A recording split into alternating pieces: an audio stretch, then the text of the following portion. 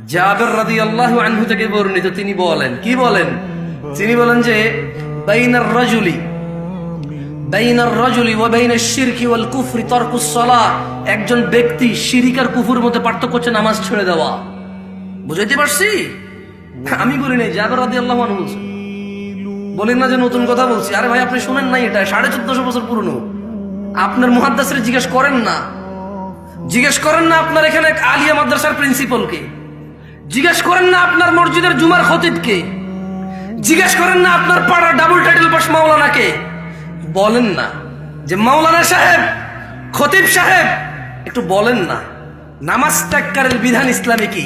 বুখারী, মুসলিম, তিরমিজি, আবু দাউদ, মুসনাদ আহমদ, বাইহাকি, মুআত্তা মালিক।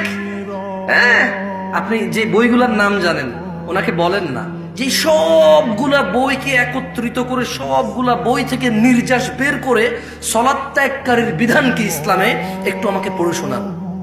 আপনাকে বলতে হবে বাইনাল মুনাফিকিন, বাইনানা ওয়া বাইনাল মুনাফিকিনা শুহুদুল ইশা ওয়াস সুবহ লা ইস্তাতিউনাহুমা।